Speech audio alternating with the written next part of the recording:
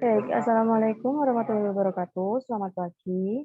Kami dari kelompok 1 akan menjelaskan terkait tugas UTS, yakni untuk penjelasan web yang sudah kami buat dan jurnal. Yang pertama akan kami jelaskan terkait jurnalnya. Jadi jurnal yang kami buat berjudul Aplikasi Pendataan Toko Buku Berbasis Web dengan Laravel versi 8.0 dan MySQL. Kemudian di sini kami menggunakan template yang terintegrasi dengan Cinta 4. Untuk abstraknya, toko buku Kampung Ilmu merupakan sebuah toko yang menyediakan berbagai kebutuhan sekolah, yakni misalkan buku dan alat-alat tulis. Nah, dalam menjalankan usahanya, proses pendataan masih dilakukan secara manual oleh pemilik toko, di mana setiap barang yang masuk dan transaksi itu masih didokumentasikan secara sederhana dengan metode menulis manual. Untuk dengan melihat permasalahan tersebut, penulis memutuskan untuk membuat suatu aplikasi berbasis web yang membantu pemilik toko untuk mempermudah proses manajemen toko buku Kampung Ilmu. Untuk pendahuluannya, teknologi sistem informasi terus berkembang sehingga penggunaannya teknologi sistem informasi ini lebih umum pada saat ini untuk menyelesaikan berbagai macam masalah di seluruh aspek kehidupan manusia. Nah, di sini ada toko buku Kampung Ilmu yang mana merupakan toko buku yang menyediakan peralatan sekolah hingga permainan dan koleksi lain. Toko buku Kampung Ilmu ini beralamat di Jalan Semarang, Kecamatan Bubutan, Surabaya. Saat ini, sistem pendataan dari toko buku Kampung Ilmu masih manual, di mana toko melakukan pembukuan setiap harinya untuk mengetahui macam-macam produk yang mereka miliki. Nah, hal ini tentu saja tidak efisien karena berisiko lebih besar dalam kehilangan data. Kemudian di sini kelompok kami ini bermaksud untuk membuat suatu sistem informasi yang mampu membantu toko tersebut untuk memecahkan masalah pendataan mereka menggunakan sebuah sistem yang terkomputerisasi. Untuk studi literasinya, di sini kami mengambil beberapa studi literasi dari beberapa sumber, yakni terkait aplikasi web dari pengertian Simarmata, mengatakan bahwa aplikasi web adalah sebuah sistem informasi yang mendukung interaksi pengguna melalui antarmuka berbasis web. Kemudian ada pengertian framework, yaitu suatu struktur konseptual dasar yang digunakan untuk memecahkan atau menangani suatu masalah yang kompleks. Lalu ada Amarudin dan Eko Mulyo yang menyatakan bahwa PHP adalah bahasa pemrograman open source yang dikhususkan untuk pengembangan web dan dapat disisipkan ke dalam HTML. Lalu kemudian ada studi literasi terkait Laravel, yakni framework yang berbasis PHP yang bersifat open source dan menggunakan konsep model view controller atau MVC. Untuk selanjutnya adalah part 2, yaitu metodologi penelitian. Metodologi penelitian yakni pengumpulan data dalam proses perancangan aplikasi pendataan toko berbasis web dengan Laravel dan MySQL ini menggunakan metode observasi dan studi literasi. Perancangannya sendiri menggunakan framework Laravel dan MySQL yang berada dalam package aplikasi XAMPP. Penulis memanfaatkan fitur MVC atau model view controller yang tersedia untuk mempermudah perancangan. Selanjutnya, bab 3, hasil dan pembahasan akan dijelaskan oleh teman saya. Baik, selanjutnya yaitu hasil dan pembahasan. Yang pertama ada flowchart dan deskripsi umum sistem hardware. Flowchart atau bahkan alur adalah diagram yang menampilkan langkah-langkah dan keputusan untuk melakukan sebuah proses dari suatu program. Jadi setiap langkah digambarkan dalam bentuk diagram dan dihubungkan dengan garis atau arah panah. Untuk menjalankan perancangan aplikasi pendataan toko buku berbasis web, maka rancangan sistem pendataannya dapat dilihat pada gambar 1 tersebut.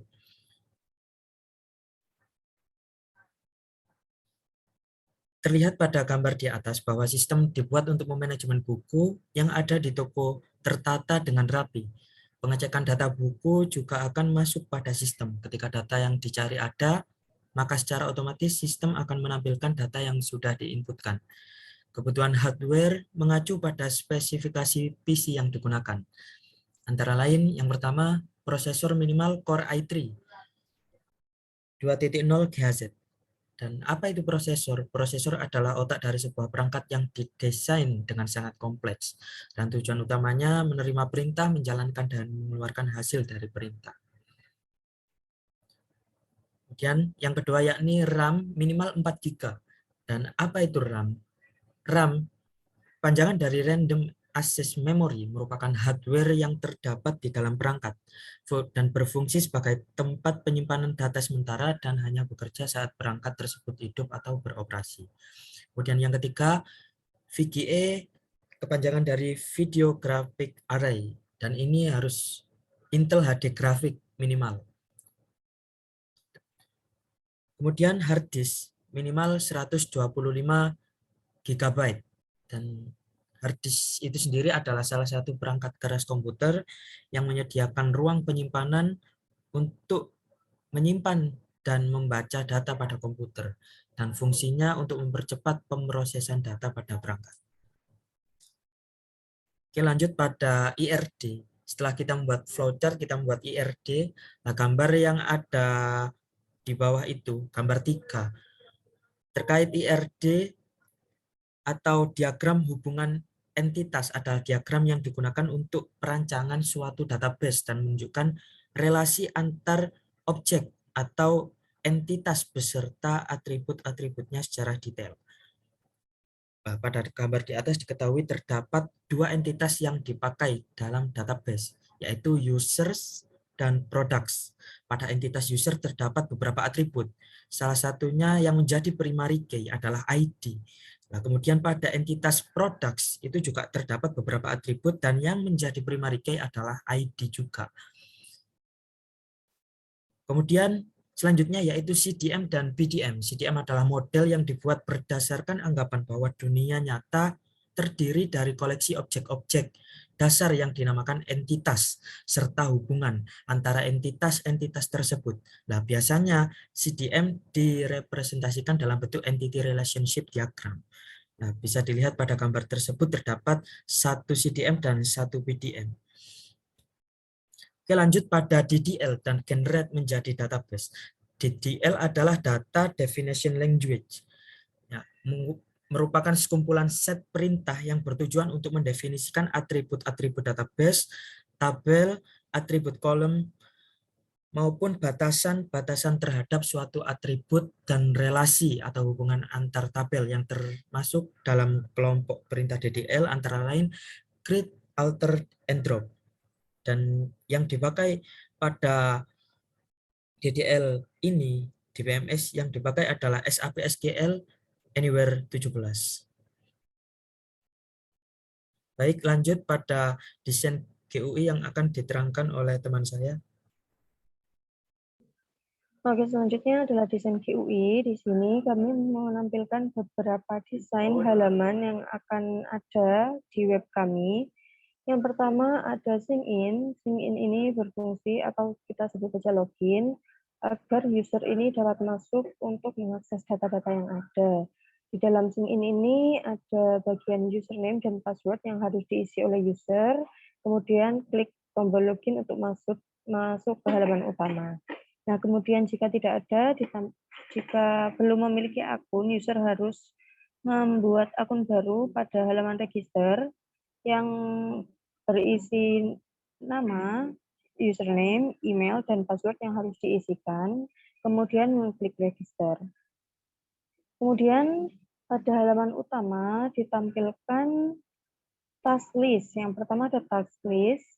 Di sini ada sidebar, kemudian juga ada tombol logout. Untuk task list-nya sendiri, di sini ada tombol create, kemudian jika sudah ada datanya, kita juga ditampilkan tombol edit dan delete. Selanjutnya pada halaman kedua, pada bagian product list ini hampir sama dengan task list. Ya, ini kita bisa menambahkan data, ada tombol create, tambah, kemudian ada edit dan hapus. Dilanjutkan untuk penjelasan alur software. Nah, aplikasi pendataan toko buku berbasis web dengan Laravel dan MySQL ini memiliki alur sebagai berikut. Yang pertama, user diwajibkan untuk melakukan login akun agar dapat mengakses data aplikasi. User di sini hanya yang berperan sebagai admin dari toko buku Kampung Ilmu, baik merupakan pemilik toko ataupun pegawai yang diizinkan. Selanjutnya, jika belum memiliki akun, user harus melakukan registrasi akun pada halaman yang disediakan. Nah, setelah berhasil login, user kemudian akan diarahkan, jika berhasil register, maka user akan diarahkan ke halaman login kembali dan mengisi sesuai dengan yang ada. Nah, jika berhasil login, akan ditampilkan halaman awal dari aplikasi. Nah, aplikasi pendataan toko buku berbasis web ini menawarkan fitur-fitur yang mempermudah pemilik toko dalam memantau data produk yang ada. Misalkan, jadi ada task list dan product list, di mana fitur-fitur utamanya adalah dengan menambahkan data, melihat data, mengedit data, dan menghapus data, atau seperti yang kita ketahui, create, read, update, dan delete. Nah, jika user sudah selesai dan ingin mengakhiri sesinya, cukup mengarahkan pada menu logout. Untuk penjelasan fiturnya sendiri, fitur-fitur yang ada pada aplikasi pendataan toko buku berbasis web dengan Laravel dan MySQL ini, yang pertama ada login. Yakni login ini user dapat melakukan login untuk melihat dan mengedit data yang ada. Kemudian melakukan registration. Menu registration ini jika belum memiliki akun yang terdaftar, user ini wajib melakukan registrasi terlebih dahulu. Kemudian ada menu task list, yakni untuk menampilkan barang yang habis atau hampir habis dan yang akan diisi ulang atau restock. Kemudian di sini juga ditampilkan menu CRUD seperti yang saya jelaskan di awal, di mana nanti pada tampilannya akan diberikan tanda atau apakah dia itu tingkatannya urgent, harus segera diisi ulang, atau kan important, atau hanya sekedar general untuk mengingatkan saja. Kemudian pada menu produk, ini ditampilkan list produk-produk apa saja yang ada pada toko. Nah, user juga dapat melakukan CRUD sama seperti yang ada pada task list. Kemudian ada menu logout. Nah, jika user sudah ingin mengakhiri sesi yang sedang berlangsung, ini user harus mengeklik tombol yang ada pada logout. Nah, jika sudah logout, dia akan diteruskan pada halaman login. Selanjutnya, untuk pemaparan hasil softwarenya akan dijelaskan oleh teman saya. Selanjutnya, kita masuk ke dalam programnya. Di sini halaman pertama adalah login. Di sini kita bisa masukkan username dan juga password. Lalu jika sebelumnya kita belum mempunyai akun, kita melakukan register terlebih dahulu dengan memencet tombol di bawah ini. Nantinya kita akan diarahkan ke halaman create an account. Jadi kita bisa masukkan nama, kita masukkan nama. Lalu kita bisa juga masukkan username. Lalu kita bisa masukkan email. Dan kemudian password. Lalu saat kita mencet register, nantinya kita akan langsung terhubung ke halaman login. Di sini kita bisa masukkan username dan password, lalu kita mencet login, dan akan terarah ke halaman dashboard. Di sini untuk dashboard belum ada isinya yang bergerak, yang bisa dijalankan, tapi di sini kita lanjut ke halaman, jadi kita langsung lanjutkan saja ke halaman to-do list dan products. Di sini ada to-do list, jadi nantinya user bisa memasukkan task yang akan mereka lakukan ke dalam to-do list ini supaya dapat tertata. Di sini ada beberapa bagian, yaitu pertama sini ada title dari to-do list itu sendiri, lalu ada waktu yang menunjukkan waktu kapan to-do list ini dibentuk. Di sini kita juga bisa masukkan description atau deskripsi dari task yang harus kita lakukan. Lalu di sini kita akan menentukan tingkat dari to-do list itu sendiri, apakah penting, urgent, atau general. Di sini juga ada last updated, jadi jika kita melakukan perubahan di dalamnya, nantinya waktunya akan berubah. Di sini ada edit dan delete, jadi di sini jika kita melakukan edit, kita dapat mengubah bagiannya, contohnya kita mengubah statusnya. Nah, di sini nantinya akan terubah menjadi urgent, lalu last updated-nya juga berubah mengikuti waktu kapan terakhir diedit. Lalu di sini kita bisa meng-create data, di sini kita coba membuat task baru.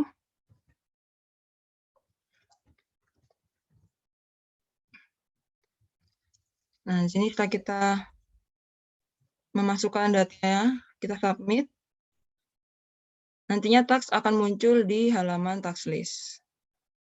Lalu kita juga bisa menghapusnya, seperti contoh kita hapus. Kalau kita hapus, nantinya task langsung hilang. Lalu selanjutnya ada products. Serupa dengan to-do list, di sini kita juga bisa melakukan create, read, update, dan delete. Jadi contohnya kita bisa mengedit harga dari buku ini. Nanti kita ubah menjadi 100. Nah, setelah kita ubah, nantinya data yang kita ditampilkan juga akan berubah harganya. Lalu juga kita mencet delete, nantinya data akan hilang.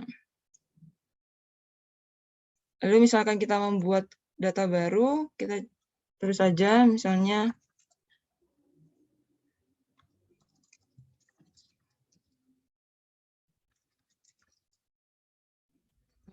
dan datanya, kita masukkan gambarnya. Nah, kemudian kita submit. Nantinya data akan tampil dalam bentuk tabel seperti ini. Lalu di sini ada pilihan export PDF dan Excel. Jika kita pencet export PDF, nantinya akan tercetak PDF dalam bentuk seperti ini. Nah, ini akan terbentuk tabel seperti ini. Lalu jika kita tekan tombol export Excel, nanti akan tampil data seperti ini.